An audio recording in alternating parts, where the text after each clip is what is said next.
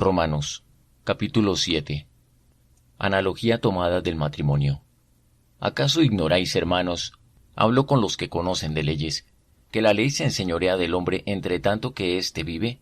La mujer casada está sujeta por la ley al marido mientras éste vive, pero si el marido muere, ella queda libre de la ley que la unía a su marido.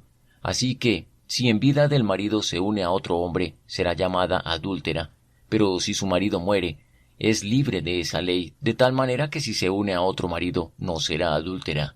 Así también vosotros, hermanos míos, habéis muerto a la ley mediante el cuerpo de Cristo, para que seáis de otro, del que resucitó de entre los muertos, a fin de que llevemos fruto para Dios.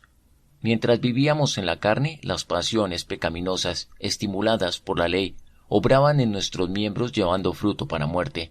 Pero ahora estamos libres de la ley, por haber muerto para aquella a la que estábamos sujetos, de modo que sirvamos bajo el régimen nuevo del Espíritu y no bajo el régimen viejo de la letra. El pecado que habita en mí. ¿Qué pues diremos? ¿La ley es pecado? De ninguna manera, pero yo no conocí el pecado sino por la ley, y tampoco conocería la codicia si la ley no dijera, no codiciarás. Pero el pecado, aprovechándose del mandamiento, produjo en mí toda codicia, porque sin la ley el pecado está muerto. Y yo sin la ley vivía en un tiempo. Pero al venir el mandamiento, el pecado revivió y yo morí. Y hallé que el mismo mandamiento que era para vida, a mí me resultó para muerte, porque el pecado, aprovechándose del mandamiento, me engañó y por él me mató. De manera que la ley a la verdad es santa, y el mandamiento santo, justo y bueno. Entonces, ¿lo que es bueno vino a ser muerte para mí? De ninguna manera. Más bien, el pecado, para mostrarse como pecado, produjo en mí la muerte por medio de lo que es bueno, a fin de que el pecado, por medio del mandamiento, llegara a ser extremadamente pecaminoso. Sabemos que la ley es espiritual, pero yo soy carnal, vendido al pecado. Lo que hago no lo entiendo, pues no hago lo que quiero, sino lo que detesto, eso hago. Si lo que no quiero, esto hago, apruebo que la ley es buena.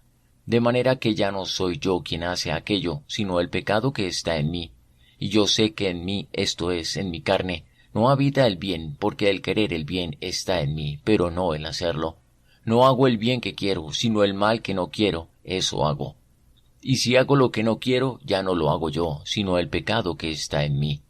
Así que, queriendo yo hacer el bien, hallo esta ley, que el mal está en mí, pues según el hombre interior me deleito en la ley de Dios, pero veo otra ley en mis miembros, que se rebela contra la ley de mi mente, y que me lleva cautivo a la ley del pecado que está en mis miembros. Miserable de mí, ¿quién me librará de este cuerpo de muerte? Gracias doy a Dios por Jesucristo nuestro Señor.